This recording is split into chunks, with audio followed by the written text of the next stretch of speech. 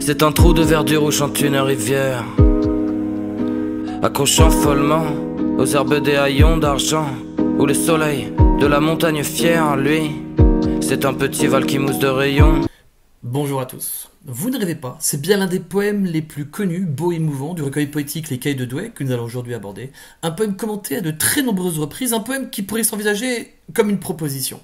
Une proposition de célébrer la nature pour mieux s'engager contre les atrocités de la guerre.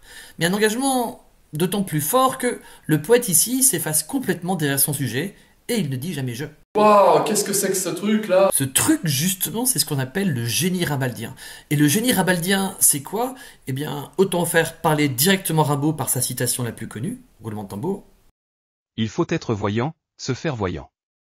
Le poète se fait voyant par un long, immense et raisonné dérèglement de tous les sens.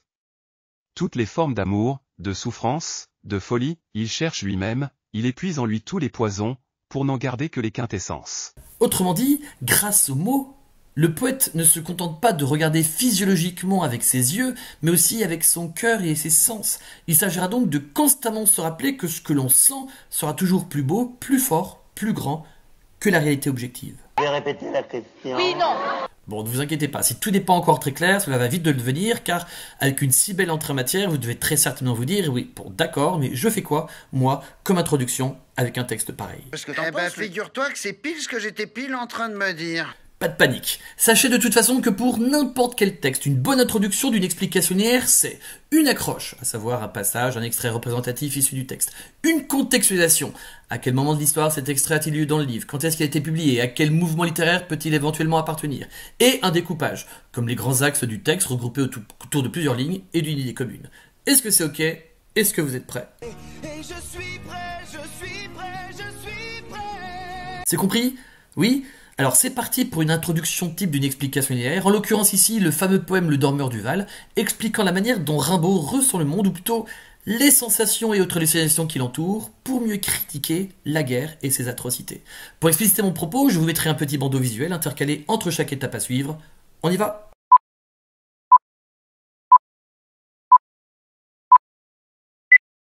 Natureux, berce-le chaudement, il a froid. C'est par ce tétramètre, tout en antithèse, que le poète invoque lui-même la nature pour réconforter ce soldat, dont on ne comprendra véritablement la situation qu'au dernier vers du poème. Écrit en octobre 1870 dans le recueil posthume Cahiers de Douai, le sonnet Le Dormeur du Val est un des textes les plus célèbres de Rimbaud. Préfigurant le symbolisme, on peut se demander ce que ce texte illustre a de si particulier pour avoir à ce point marqué plusieurs générations de critiques, d'élèves et de lecteurs. S'agit-il de son écriture, entre tradition et modernité, de l'absence marquée du poète qui dénonce les absurdités d'une guerre en ne montrant jamais clairement ses intentions, à moins qu'il ne s'agisse du projet poétique de Rimbaud, qui est ici clairement mis en lumière, toujours désireux de dérégler l'essence du lecteur pour mieux le brusquer et l'amener à reconfigurer le monde de façon plus poétique. Pour une meilleure fluidité dans mon explication, je découperai donc ce poème en 3 axes. Le premier axe, pour la première strophe, se nommera Entre tradition et modernité, une nature magnifiée et sublimée par ses éclats et personnifications. Le deuxième axe, pour la deuxième strophe, s'intitulera Entre tradition et modernité, toujours, une nature sensorielle invitant à une vision synesthète. Et le troisième et dernier axe, quant à lui, pour les 2 dernières strophes, se nommera Une nature dissonante et ambiguë, annonçant une tragédie à venir.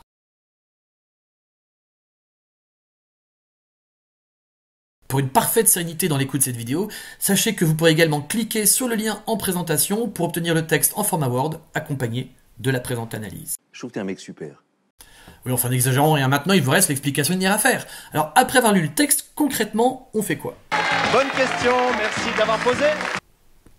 Eh bien on n'oublie pas de bien appliquer la méthode. Et la méthode c'est quoi? C'est à chaque phrase ou chaque ligne, je trouve, une impression, un procédé, un champ lexical, un registre, une figure de style, un exemple et une argumentation, à savoir un raisonnement un peu développé à partir de vos intuitions et premières analyses. C'est compris? Oui? Ouais, j'ai bien compris, là, j'ai bien compris. Alors c'est parti pour une explication linéaire en reprenant ce quatuor gagnant.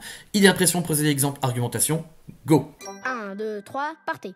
Dans le premier axe, pour la première strophe, il me semble avoir affaire, entre tradition et modernité, à un début de poème où la nature est magnifiée, voire sublimée par ses éclats et ses nombreuses personnifications. Sur quels critères objectifs puis-je affirmer de tels propos? Sur le plan formel, tout me rappelle l'aspect traditionnel du texte. Je suis effectivement face à un sonnet. Cette première strophe, un quatrain, est composée de vers réguliers et croisés, respectant pour la plupart la règle de la césure et l'hémistiche. Exemple, accrochant follement, césure, hémistiche, aux herbes des haillons. Mais sous cette apparence classique, je constate malgré tout quelques dissonances avec des césures inhabituelles pour le public de l'époque. La césure et l'hémistiche, pour ne reprendre qu'elle, ne fonctionnent pas dans le premier vers, par exemple. Et les deux rejets au vers 3 et 4 insistent sur la prosodie particulière de ce poème, tout à la fois convenu et original dans sa versification. Ce mélange antithétique, selon moi, permet au poète de mettre en évidence deux champs lexicaux, celui de la couleur et celui de la nature personnifiée. Le premier champ est visible avec les termes verdure, d'argent, mis en évidence par le rejet d'ailleurs, lui aussi mis en relief par le deuxième rejet, ainsi que la proposition subordonnée relative, qui mousse de rayon. Le champ lexical, quant à lui, est vérifiable par les personnifications suivantes, où chante une rivière, accrochant follement, la montagne fière, et qui mousse.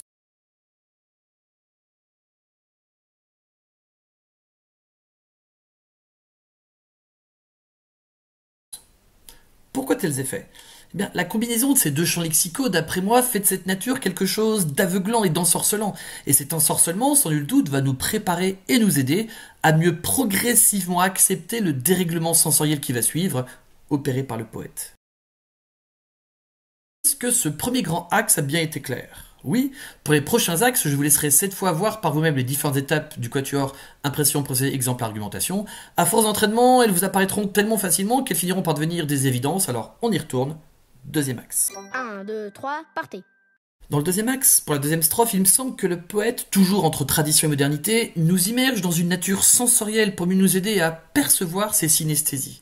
Alors, quels sont les éléments tangibles me permettant d'expliciter de telles affirmations ? J'ai effectivement la sensation que tout est mis en place pour égarer le lecteur et mieux l'aider à lâcher prise pour accepter le dérèglement à venir. Premier point, sur le plan formel, le lecteur ou l'auditeur est toujours face à un texte à mi-chemin entre tradition et modernité. Pour l'aspect traditionnel, nous avons toujours affaire à une strophe composée de vers réguliers décrivant un paysage de nature, ce qui peut paraître là encore très convenu, mais nous constatons aussi que les césures inédites et originales évoquées lors de l'axe 1 sont aussi de plus en plus nombreuses, largement mises en relief par l'enjambement au vers 3 par exemple.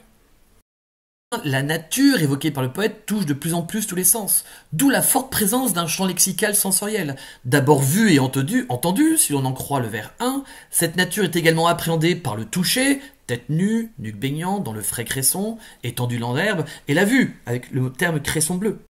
Dans Statrac, cette immersion passe également par la préposition dans, au vers 6 et 7, comme si le soldat n'était pas devant cette nature, mais bel et bien dedans, piégé à l'intérieur d'un cadre dans lequel il semble de plus en plus se mêler, s'enliser.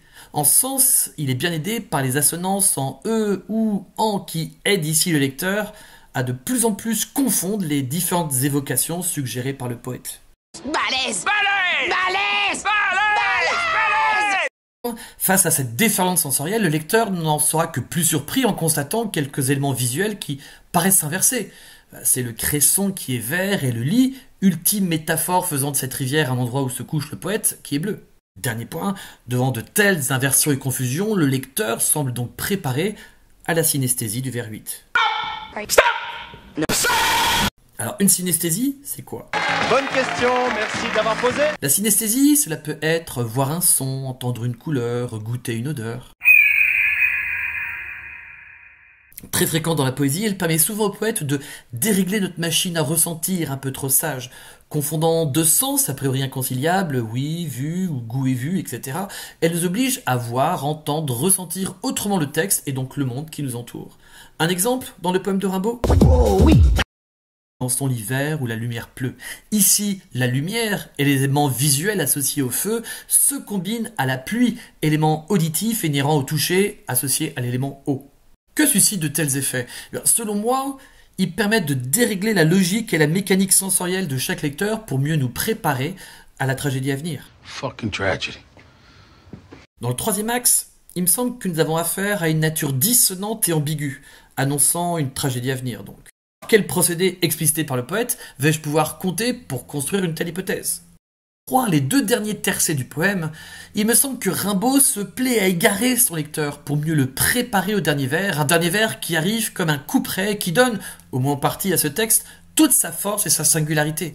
Je vais procéder à présent à une liste chronologique vers après vers pour prouver et justifier mes impressions. 1, 2, 3, partez. L'expression les plier dans les glaïeuls ne peut que surprendre. Pourquoi un soldat foulerait-il aux pieds une plante si grande et si visible? S'agirait-il de comprendre cette proposition de façon moins littérale et plus symbolique? Car le glaïeul a effectivement une valeur symbolique très forte, et ce depuis la mort antique. Son nom provient du latin gladius, qui signifie glaive. La fleur serait ainsi l'allégorie de la force, de la victoire, mais aussi de la mort. Annoncerait-on donc là la fameuse tragédie à venir? Par la suite, impossible de ne pas voir le champ lexical de l'alitement, la maladie, déjà explicité vers 7 et 8, avec des termes comme dort et pâle. Et dans ces deux derniers tercets, je les vois avec il dort, il fait un somme, terme d'autant plus remarqué par son niveau de langue, très relâché. Il dort, pourquoi insister autant sur cet endormissement? S'agit-il, par tous ces euphémismes, de nous tromper pour mieux apprécier ce texte dans une future lecture? Ou s'agirait-il au contraire de nous endormir pour mieux nous réveiller ensuite après la chute du dernier vers? Toutes les possibilités peuvent à cet instant s'envisager. Petit c. Le mode conditionnel avec sourirait met de plus en plus le doute sur ce qui est réellement en train de se passer. Un sourire d'autant plus étrange qu'il est associé à la maladie. Veut-on là nous faire croire que nous ne sommes plus face à un banal endormissement, mais à quelque chose de plus grave?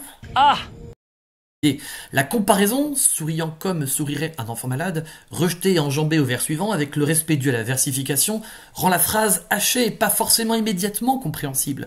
Veut-on par cette lecture laborieuse et peu aisée rendre désagréable le contexte dans lequel se trouve ce soldat? L'antithèse au vers natureux berce-le chaudement, il a froid, avec les termes chaudement et froid. Les termes ici passent d'autant moins inaperçus qu'ils s'inscrivent dans le vers tétramètre le plus pur sur le plan de la versification.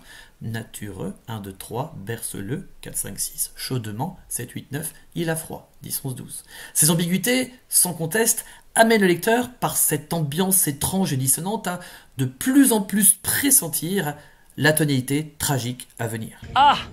Petit f, la litote au vers 12, les parfums ne font pas frissonner ses narines, interroge elle aussi le lecteur, puisqu'il ne comprend pas tout de suite la raison de ce manque de vie émanant du corps de ce soldat. À l'écoute du nombre d'allitérations en R, offrant une musicalité un peu gutturale, désagréable et rêche, on devine de plus en plus que les perspectives annonçant son avenir ne sont pas réjouissantes. Les parfums frissonnés, narines, d'or, poitrine tranquille, trou, rouge et droit. C'est trop calme. J'aime pas trop beaucoup ça. Ces perspectives sombres, on les devine enfin dans la métaphore « il dort dans le soleil », que l'on pourrait rétrospectivement voir comme une allégorie de la mort, avec ce soleil représentant Dieu ou le paradis. Ainsi, quand le dernier vers arrive, le lecteur comprend sur le tard, par la périphrase métaphorique de trous rouges, qui sont des blessures mortelles, et que ce qui était annoncé comme un simple sommeil se révèle être, en fait, une mort. Une mort d'autant plus désarçonnante qu'elle est montrée par un corps humain inerte, au milieu d'une nature personnifiée, sublimée et, elle, grouillante de vie. C'est profond, ça. On peut dès lors s'interroger sur les réelles intentions de Rimbaud dans ce poème. S'agit-il, comme bon nombre de poèmes du recueil, comme Le Mal ou L'éclatante victoire de Sarrebruck, de s'indigner de façon originale sur les désastres et les injustices de la guerre? À moins que cette mort ne soit qu'un prétexte pour mieux sublimer une nature et faite de cette dernière un objet poétique propre à dérégler l'essence de ses lecteurs. Ou alors, peut-être même, peut-on prendre en compte les deux hypothèses. C'est vraiment très très impressionnant. De là, la dernière chose qui nous reste maintenant, c'est la conclusion. Et puis en plus, je sens que ce soir, je vais conclure. Une bonne conclusion dans une explication linéaire, c'est quoi? Bien, c'est assez simple. Une bonne conclusion, c'est prise générale des grands thèmes dominants soulevés dans le texte. Ici, la présentation d'un monde tout à la fois littéral et symbolique, concret et abstrait, invitant le lecteur à déchiffrer les synesthésies pour mieux percevoir une nature quasi magique qui mettra au final en évidence les horreurs de la guerre. Ouverture, c'est quoi? Une ouverture, c'est ou bien un lien avec un autre livre, un autre texte, une autre œuvre artistique, cinéma, peinture, sculpture, tout type d'art en général, ou bien une reproblématisation, c'est-à-dire une reformulation des grandes questions que soulève cet extrait, ou bien encore les deux. C'est compliqué, mais c'est compliqué. Ne m'attendez pas de panique, hein. Ça a l'air technique comme ça, mais c'est assez facile. Alors, comme je suis sympa, je vous donne un exemple de conclusion en vous mettant tout dedans. Reprise générale des grands thèmes dominants en lien avec une autre œuvre, en l'occurrence ici le tableau intitulé « L'homme blessé » de Gustave Courbet. Si c'est bon pour vous, alors c'est bon pour moi. C'est parti pour une conclusion type telle que pourrait la dire le jour de l'épreuve. C'est parti. Allez, on se lance. On y va, au silence, on tente sa chance. Pour conclure, nous avons vu que ce poème entre tradition et modernité offrait à son lecteur une nature magnifiée et sublimée par ses éclats et personnifications. Dans un deuxième axe, nous avons ensuite observé, toujours entre tradition et modernité, que Rimbaud invitait son lecteur à s'immerger au sein de cette nature sensorielle pour mieux épouser les synesthésies. Et dans un troisième et dernier axe, enfin, nous avons remarqué que cette nature était de plus en plus dissonante, voire ambiguë, sans doute pour mieux annoncer une tragédie à venir, celle de la mort du soldat. On peut dès lors associer ce texte à un tableau comme L'homme blessé de Gustave Courbet. Comme dans le poème de Rimbaud, le soldat de Courbet donne lui aussi l'impression de dormir et a un trou rouge en guise de blessure mortelle. La nature environnante, au regard des couleurs du soir que l'on perçoit au fond, semble étonnamment douce avec une lumière chaude et claire posée sur son visage. On peut dès lors s'interroger sur la teneur engagée de telles œuvres. Peut-on effectivement qualifier d'engagées des œuvres où l'artiste ne revendique jamais clairement et nommément ses opinions antimilitaristes ? C'était vraiment très intéressant. Ah!